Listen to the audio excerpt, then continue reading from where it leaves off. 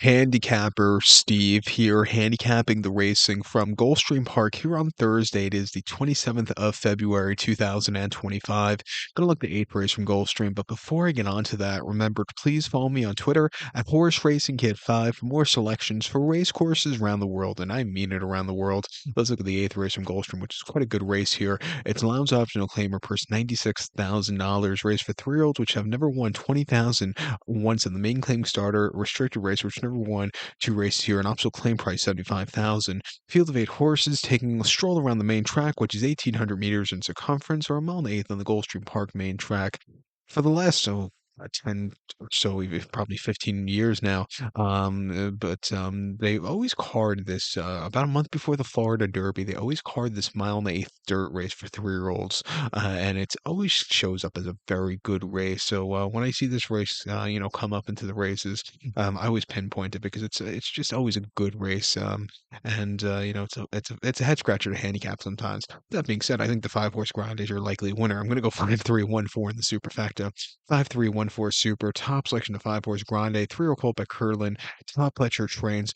John Velasquez, the veteran, gets the mounts. They ran the horse most recently on the 11th of January at Gulfstream. The one-turn mile in the mean special weight for 70,000, and it was a success for this horse. Won by 2 1/4 lengths. He basically stalked. He got the lead, and he kept going at 9.5 to 1. That was easy money that day, like they would say at Gulfstream. He just kept going from the rail.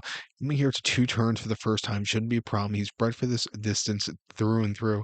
I think he can find the trip to win. He is training quite nicely at the winter base for Pletcher's horses out Palm Beach. Half mile last week in 48-1, the best workout of 9, and a half mile 49-2, the best workout of 4. Coming here with a quick turnaround and getting Johnny V up, I'm going to expect him to run a good race. I also expect the 3-horse Super Times for Dylan Davis and Mark Hassey to get a good trip to win also. He ran most recently the 1st February in his dirt debut, a mile to optional 75. First time winners, first time dirt. He finished second by 6.5 lengths. River Thames just had the jump on this horse, but he sat back early. He moved a little bit late. Not a bad race in defeat. They tried him on the turf on debut on the 4th of January, which wasn't bad at all. The 1 mile trip in the main special weight, winning by a half a length that day from basically closing it from nowhere after a horrible beginning. He was wide, but he had the turf turn of foot to win that day. A very good race from where he was drawn. Since his last race, he's training quite nicely on the dirt and the Tapeta. Some quite quick workouts. A half mile last week in 47-4 on this main track. The best workout of 19 and half mile 52 flat the week prior.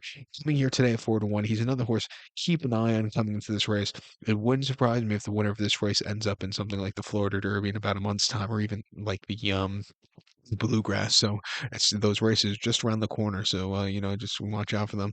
But to recap my selections now for the eighth from Gulfstream, I'm going to take the 5-horse Grande. Give kudos to the 3-horse Super Time, 5-3-1-4 Super, 5-3 in the multi race. So good luck to all. Please follow me on Twitter at Horse Racing Kid 5. Good luck, everyone.